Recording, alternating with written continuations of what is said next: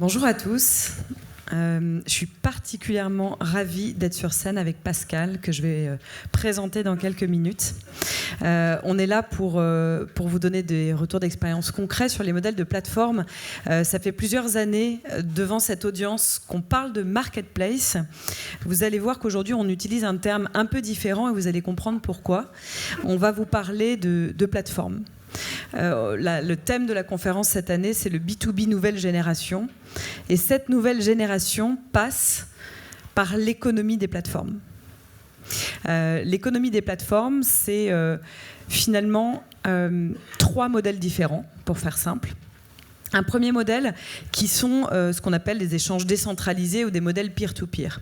Alors, je mets des exemples très simples, un peu loin du B2B, mais qui en fait parlent à tout le monde puisqu'on est tous des usagers. Donc le modèle d'Airbnb par exemple, ou des modèles d'échange de voitures, sont des modèles peer-to-peer dans lesquels la valorisation de l'entreprise s'appuie beaucoup sur l'écosystème et le nombre de clients et le nombre de partenaires. Donc ces modèles peer-to-peer se développent également beaucoup en B2B pour de l'échange de matériel par exemple, et ce sont finalement plus des individus qui échangent entre eux ou des business units qui échangent entre elles sans forcément avoir un rôle d'opérateur central de cette plateforme. Un deuxième modèle qui est le modèle de service on demand. Alors on le voyait tout à l'heure avec Mano Mano. Ce qui est intéressant évidemment, quelques exemples Uber dont on fait tous l'usage, où vraiment il y a une logique de pouvoir proposer des services à la demande de manière beaucoup plus simple et en utilisant les bonnes pratiques issues du B2C, des commandes et réservations en quelques clics. Alors ce qui est intéressant avec ces modèles-là, c'est que évidemment pour des clients professionnels, il vient se cumuler à la commande de services, de produits. Et donc, on a une prestation complète qui est opérée. Et je pense que c'est un des axes aussi très intéressants dans le domaine de la défense. On va en parler avec Pascal. Et puis enfin, les modèles de marketplace. Les modèles de marketplace, ils sont intéressants parce qu'ils ont cette dimension fortement transactionnelle. Alors, quand on regarde le chiffre d'affaires généré en e-commerce au global dans le monde aujourd'hui, 50% de ce chiffre d'affaires en 2018 provenait des marketplaces. Il suffit de voir le poids de géants comme Amazon aux États-Unis qui représentent, ne serait-ce que sur le territoire américain, 50% du e-commerce, ou d'Alibaba en Asie qui peut représenter avec toutes ces différentes filiales jusqu'à 80%. Donc on voit qu'il y a un développement fort de ces modèles. Dans sa dernière lettre aux actionnaires, Jeff Bezos expliquait que le commerce sous forme d'une marketplace, donc les ventes qui passent en fait par des tiers, qui sont des tiers proposant à la fois des produits et des services, sont passés en quelques années de 3 à plus de 50% du chiffre d'affaires global que fait Amazon dans le monde. Donc, pour illustrer ça, dans un univers plus proche du vôtre, on considère en fait qu'il y a une évolution très forte depuis un modèle qu'on appelle un modèle de pipeline vers un modèle de plateforme. Le modèle de pipeline est un modèle traditionnel, c'est probablement le modèle que vous connaissez tous dans vos entreprises aujourd'hui, dans lequel, étape par étape, on va se mettre en contact avec des fournisseurs, avec des prestataires, on va les référencer avec des méthodes d'achat traditionnelles. Étape par étape, on a négocié des prix, des stocks, jusqu'à être capable de pouvoir proposer à son réseau de distributeurs ou à ses clients directement, ou quand on est distributeur, effectivement, à des intermédiaires, ses produits et ses services pour les vendre à ses clients. En fait, le modèle de plateforme repositionne complètement la chaîne de valeur autour d'un acteur central que vous voyez ici, qui est l'opérateur de cette plateforme, et qui va devenir un tiers de confiance pour opérer ces transactions. Il va devenir un tiers de confiance entre 2 grands écosystèmes, un écosystème de clients, un écosystème de fournisseurs. Et c'est pour cela qu'on parle de l'économie des plateformes. Si on résume, et je pense qu'on reprendra ça peut-être en conclusion, les quatre grands cas d'usage de ces modèles de plateforme dans l'univers du B2B. On va parler de tout ce qui est aftermarket aujourd'hui, qui est un axe absolument stratégique pour de nombreuses entreprises. Comment être capable de mieux servir nos clients sur cette partie aftermarket et MRO. Il y a un premier axe qui est beaucoup adopté par des réseaux qui sont des distributeurs, qui est une logique d'extension de gamme et d'extension d'offres. Comment je peux être capable d'apporter et de construire un modèle plus agile pour étendre ma gamme. Et là, il y a beaucoup de modèles économiques possibles. La marketplace n'est pas le seul. Beaucoup de projets de type dropshipping, par exemple, qui ont été inventés il y a pas mal d'années aux États-Unis, mais qui ne fonctionnent pas forcément avec l'échelle de volume qu'on souhaiterait avoir pour être capable de référencer beaucoup plus agilement ces fournisseurs. Un deuxième modèle qu'on appelle manufacturer platform.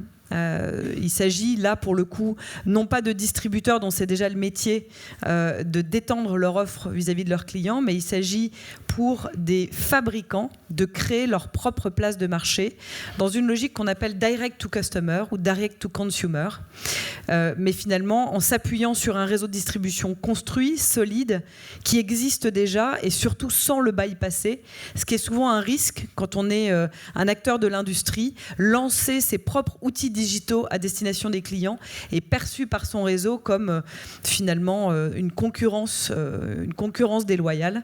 Et le modèle de plateforme permet de réassembler tout son écosystème autour de soi. La partie aftermarket, on va en parler dans une minute. Et enfin, la dernière partie qui est extrêmement intéressante parce que ça n'est plus se positionner du point de vue du client, mais cette fois plutôt se positionner du point de vue de l'acheteur, et qui sont des plateformes de procurement. Et là, il s'agit de grands groupes internationaux, comme le groupe Accor, par exemple, qui décident de s'équiper de ce même modèle de plateforme en interne pour les besoins internes de ces filiales, de ces hôtels, de ces demandeurs d'achat ou des employés, tout simplement, qui veulent faire des achats. Et on retrouve là finalement un peu les mêmes bénéfices pour gérer ce qu'on va appeler dans le domaine des achats la tail spend. Donc je voudrais passer un peu plus de temps sur le troisième modèle avec Pascal. Donc je vais m'installer à côté de toi, Pascal. Hop. Alors, je suis particulièrement ravie et fière d'être sur scène avec toi aujourd'hui parce que Thales pourrait paraître comme un industriel très traditionnel et pas forcément très digitalisé. Tu vas nous montrer en 20 minutes qu'en réalité, c'est l'inverse. Thales a su adopter la révolution des plateformes de manière extrêmement rapide. Tu vas nous expliquer ça. Vous avez lancé Even l'année dernière et c'est un projet... qui va être officiellement lancé début d'année prochaine, mais qui a été ouvert et annoncé l'année dernière. Peut-être avant de démarrer, est-ce que tu pourrais nous parler un peu de Thales et de l'entreprise Thales et comment se positionne, dans quelle entité se positionne Even ? Bonjour à tous, merci Laure. Je suis ravi d'être présent ici pour faire ce témoignage. Bon, à Thales, je ne vais pas en dire beaucoup, tout le monde connaît le groupe. En un slide, 80 000 personnes, on est présent, on a une empreinte internationale sur les 5 continents. On a fait une croissance externe très importante, vous comprendrez pourquoi tout à l'heure. C'est l'acquisition de Gemalto qui nous a fait, aller dans des pays qu'on n'était pas forcément, comme l'Amérique latine notamment, et qui nous amène aussi toute cette notion de cybersécurité qui nous renforce sur ce domaine, j'en parlerai tout à l'heure. Voilà, donc en quelques mots, on est quand même bien positionné sur la défense, 50% du marché, et partie civile aussi 50-50. Donc c'est un groupe davantage électronique, on va dire, de composantes technologiques, mais sous l'impulsion de notre président Patrice Caine qui souhaite aller de plus en plus vers des services, et vous comprendrez pourquoi on a développé Even. Alors justement, est-ce que tu pourrais nous dire quelle est la genèse d'Even et pourquoi une entreprise comme Thales, fortement inscrite dans un modèle industriel, décide d'aller vers le digital et décide de rentrer dans l'économie des plateformes ? Alors, j'ai pas trop envie de parler de moi, mais je vais en dire quand même quelques mots. Ça fait 10 ans que j'ai rejoint le groupe Thales. Donc, il faut savoir qu'avant, j'étais dans le monde spatial. J'ai 14 ans sur les fusées. Et donc, je suis rentré chez Thales pour développer les activités dites de service, supply chain. Et ce n'est pas forcément la vocation première de Thales, effectivement. Pourquoi la supply chain ? Bon, c'était un peu inconnu. C'est un mal nécessaire. C'est un mal nécessaire, oui. Alors, je me suis intéressé fortement au marché des approvisionnements pour le monde de la défense, notamment. Et pour être tout à fait honnête avec vous, l'industrie a quand même du retard par rapport à la grande distribution, par rapport au luxe, par rapport à d'autres activités. On est quand même un petit peu en retard en termes d'innovation sur ce volet-là. Et je me suis intéressé à un gros appel d'offres qu'on a gagné en 2017, qui concerne l'approvisionnement des pièces détachées pour l'armée française, donc pour le compte de la DMAE, le SIAE, enfin bref, marché sur 10 ans, un marché de près d'1 milliard, dans lequel Thales s'est associé avec un logisticien, mais on fait toute l'ingénierie du service. Alors suite à ça, mon patron, Marc Darmon, patron de la GBU, dans laquelle j'appartiens, GBU 6, m'a dit, écoute Pascal, c'est super, il dit maintenant, tu vas me développer l'Amazon de la Défense. Waouh, c'était le 23 décembre. Qu'est-ce que ça voulait dire pour toi à l'époque, l'Amazon de la Défense ? L'Amazon de la Défense, ça veut dire l'Amazon que tout le monde connaît, la marque Amazon. Bon, donc il m'avait lancé ça comme challenge. Donc comme j'aime bien les challenges, donc je l'ai relevé. Et en début 2018, j'ai pris mon bâton de pèlerin, je suis allé voir les acteurs de la défense et j'ai senti, donc les grands clients, hein, je ne vais pas citer de nom, mais ils se reconnaîtront s'ils sont dans la salle. Et j'ai senti qu'il y avait un besoin et également les marchands, les petits fabricants. Sachez que venant du monde rural, j'attache beaucoup d'importance. Ouais, ça te fait sourire, je sais, mais j'attache beaucoup d'importance à nos PME. Parce que c'est notre vivier, j'en suis très fier, et on se doit, donc des grands groupes que nous sommes, on se doit de promouvoir, d'aider nos petites structures commerciales, non pas forcément une grande structure commerciale, pardon, une petite société. Et j'ai senti chez eux une envie d'aller avec nous. Et donc rapidement, je me suis tourné après vers le luxe, parce que j'avais des relations. C'est comme ça que je suis arrivé chez vous. J'ai vu Philippe, ton patron, etc. Puis bon, nos partenaires. Et rapidement, on a construit une solution, je dirais, avec des gens clés. Rapidement. Alors, c'est pas bien ce que je vais dire. Au lieu de partir avec des consultants, je préférais partir avec des gens qui ont fait. Et effectivement, le luxe, non, mais ça fait sourire certains dans la salle, mais c'est important. J'ai rien contre les consultants. Bien au contraire, je connais très bien Roland Berger. Ils sont très bons, mais c'est quand même bien quand dans l'industrie, nous sommes des gens pragmatiques. Et donc, il faut partir. Donc, le luxe, la grande distrib, la Redoute. À titre d'exemple, m'ont conseillé pour des choses qu'il fallait faire et ne pas faire. Et c'est pour ça qu'on est allé rapidement vers la solution Even. Et vous verrez après si... on va dire un mot de ce que c'est Even, donc lancement de la marketplace Even. Alors Even. Donc suite à ça, on a tout de suite compris qu'il y avait un marché potentiel pour l'approvisionnement des pièces, je dirais, dites consommables. Alors c'est quoi un consommable ? Un consommable, c'est tout ce qui ne se répare pas. C'est des petites pièces à faible valeur ajoutée. On va trouver de la fixation aéronautique, on va trouver des ingrédients, on va trouver des composants électroniques, on va trouver sur les bases aériennes, des équipements, enfin bref. C'est 200 000 références dans le marché que je gère aujourd'hui. C'est considérable. Et c'est de la petite série. La défense, c'est un monde fermé, c'est un monde où on produit pas beaucoup, mais avec beaucoup de rigueur. Bref, donc... Je lui ai dit qu'il y avait vraiment quelque chose à faire, donc à digitaliser cet environnement. Mais il ne faut pas s'arrêter qu'au secteur aéronautique. Il y a le secteur naval, il y a le secteur du terrestre, et puis peut-être aussi d'autres secteurs de l'industrie. Et donc, alors, il faut rester humble et modeste, hein, c'est important. Là, on démarre. Et donc, en 2018, on a lancé cette opération avec l'objectif de faire une annonce au Bourget, au Paris Air Show de Bourget. En combien de temps vous avez développé cette marketplace ? On a démarré, j'ai lancé l'opération en juillet 2018 et en juin 2019, on faisait l'annonce au Bourget. Alors, je ne vais pas vous mentir, tout n'est pas terminé. Il reste encore toute la partie câblage financier et l'ouverture commerciale sera faite, je pense, au mois de février 2020.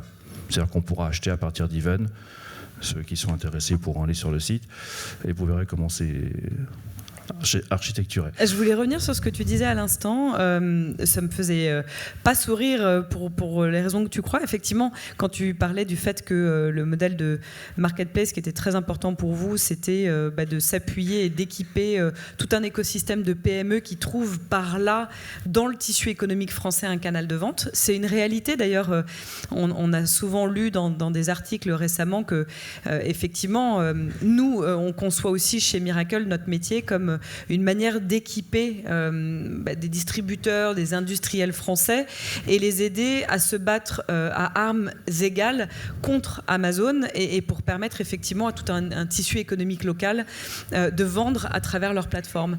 Peux-tu nous dire un mot du côté client ? Tu me disais qu'un des points de départ et un des constats en amont, c'était de se rendre compte qu'il y avait des pains chez vos clients, en fait. Le processus d'achat traditionnel avait quand même quelques difficultés à bien fonctionner. Est-ce que tu peux nous en dire plus ? Alors, côté client, effectivement, la difficulté dans le monde de la défense, c'est la lourdeur du sourcing. Tout doit être référencé, les gens sont forcément, je dirais, hésitants côté achat, et on se doit de s'assurer, je dirais, de la bonne pièce qu'on va acheter et surtout de l'avoir au bon moment et au bon endroit. Et là, on n'a pas le droit à l'erreur. Dans Even, on va pouvoir mettre en place des espaces privatisés. C'est-à-dire qu'un client majeur, je prends un Airbus, un Dassault, peu importe, va pouvoir créer son propre environnement et onboarder ses fournisseurs ou ses marchands dans cet espace privatisé. Donc c'est cette logique dont tu parlais de catalogue public et catalogue privé, oui. C'est-à-dire qu'il y a deux points d'entrée en fait dans Even. C'est-à-dire que le marchand X pourra très bien être sur un espace privatisé et aussi fournir des pièces dans un environnement dit public. D'où l'intérêt pour nos petites sociétés. Moi, j'ai des fabricants que je rencontre aujourd'hui avec qui on signe des contrats de services, qui aujourd'hui sont très intéressés pour pouvoir après se faire connaître au-delà de la frontière France, pour aller sur des marchés qu'ils ne pourraient pas accéder aujourd'hui.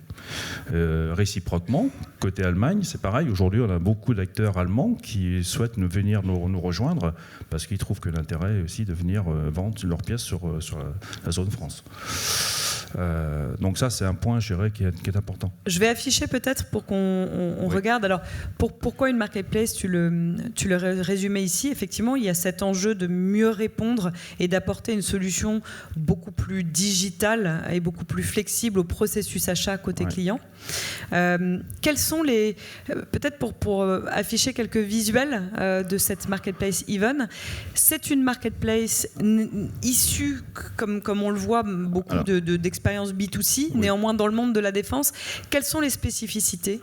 Alors les spécificités d'Even, aujourd'hui, on l'a vraiment orienté de façon très conviviale. C'est-à-dire que vous allez sur Amazon, vous allez retrouver certains réflexes que l'on a tous.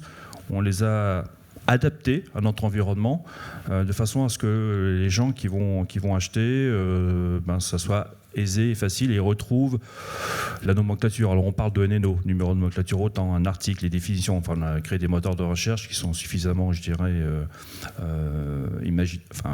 performants pour pouvoir trouver les articles dont on dispose. Encore une fois, on est vraiment dans un monde fermé. Alors ça n'a pas forcément intéressé le monde du grand public. C'est une affaire de spécialistes. Mais moi, je trouve qu'aujourd'hui, c'est une vraie réussite, d'après ce qu'on a vu au Bourget, où les gens étaient quand même relativement intéressés, de la facilité à laquelle on arrivait à trouver les articles. Alors, il y a un point sur lequel on va en parler tout à l'heure. Aujourd'hui, nous, chez Thales, on ne vend rien. On met en relation, comme dans toute marketplace, des marchands et des clients ou des acheteurs. Alors peut-être qu'un jour on vendra des articles Thales, mais pour l'instant c'est ça. Et j'attends ta question parce que c'est celle-là que je... Bon, alors je vais poser la question. On a surtout un visuel dans ce que je voulais vous montrer peut-être avant de passer à la question sur la sécurité. Quelques visuels effectivement pour montrer qu'il s'agit d'une marketplace à nouveau très inspirée des environnements et des univers B2C avec un parcours d'achat qui est pensé pour être extrêmement simple et extrêmement flexible. La question est la suivante. On est dans l'univers de la sécurité. Qu'est-ce qui fait, de la défense, qu'est-ce qui fait la spécificité de cette marketplace? J'ai compris effectivement ce parcours d'achat très B2C-like. Un point très important pour toi dans le projet, c'est la sécurité. Est-ce que tu peux nous en parler? Ouais, alors ça pour moi c'est fondamental. Clairement, ça va être le nerf de la guerre, et j'espère que nos amis de Roland Berger le partagent le même avec moi. Nous, on le vit tous les jours. Je crois que tout le monde le vit tous les jours, d'ailleurs. Clairement, moi, le business, ça m'intéresse. Forcément, si je suis ici, c'est que j'ai envie de faire du business, mais je préfère faire du bon business que de faire n'importe quoi. Donc, parfois, je refuse de répondre à un appel d'offres, je refuse d'aller sur tel ou tel secteur, et mes patrons, on est tous alignés chez Thales là-dessus.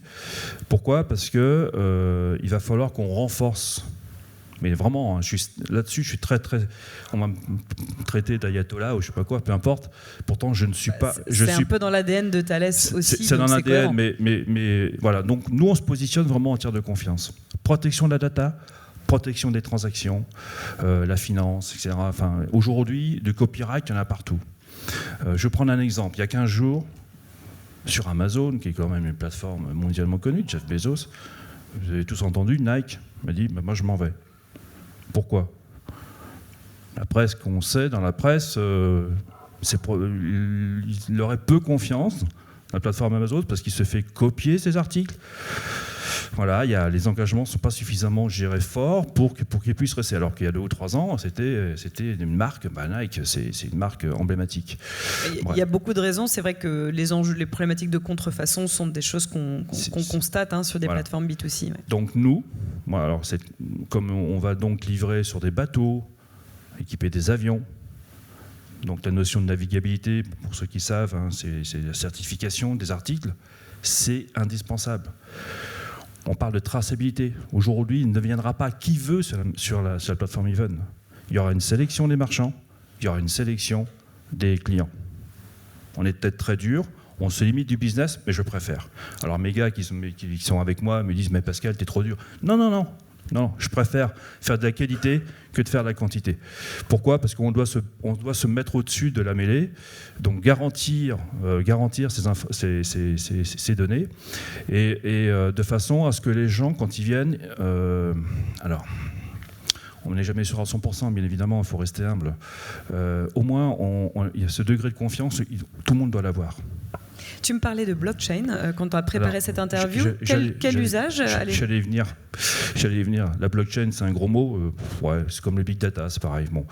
Mais la blockchain, aujourd'hui, c'est pas que l'illusion. On se doit de tracer. Et aujourd'hui, on va la mettre en place, nous. Alors, pas tout de suite, parce que c'est quand même beaucoup de travail à mettre en place, mais c'est toute cette traçabilité du consommateur, enfin du producteur au consommateur, ou l'inverse.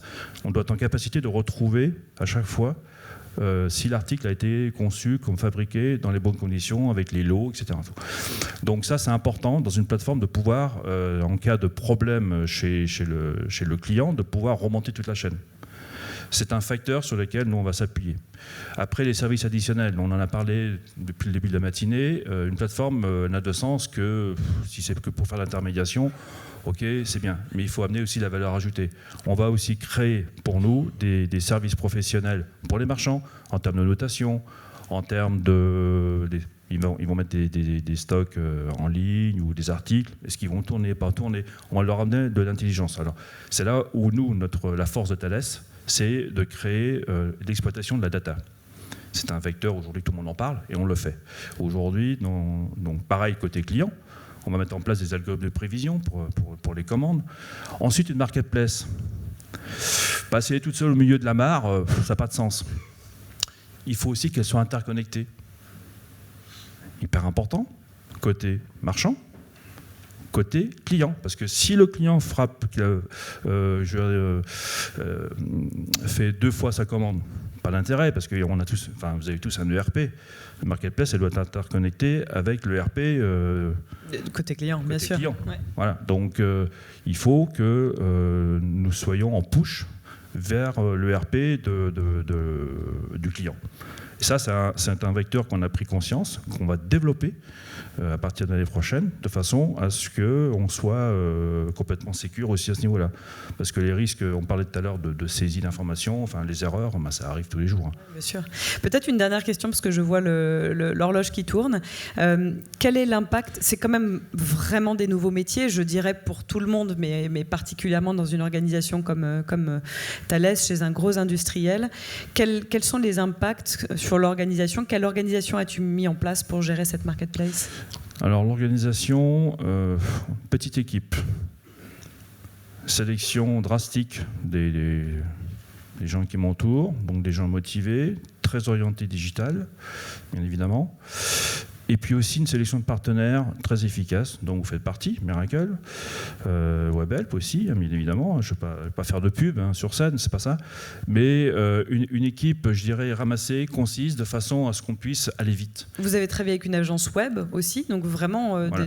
des équipes qui connaissent qui le e-commerce et l'environnement, et puis aussi, surtout aussi, qui connaissent l'environnement métier. Donc il faut associer les deux. Et il est vrai qu'aujourd'hui, on a démarré petit, on est petit bras, vous allez me dire, ok, c'est pas grave, mais ce que l'on veut, nous, c'est grandir step par step.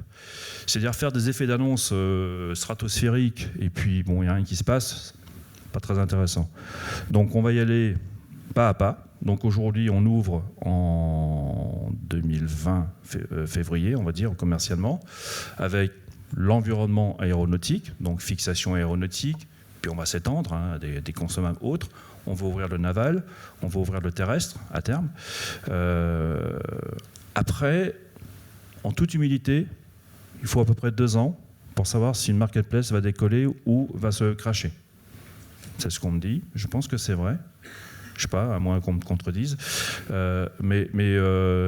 Voilà, il faut laisser le temps au temps, mais il faut construire sur des bases solides. Merci beaucoup Pascal. On va garder les quelques secondes qui restent pour des questions. Je voulais simplement vous inviter tous à notre prochain summit.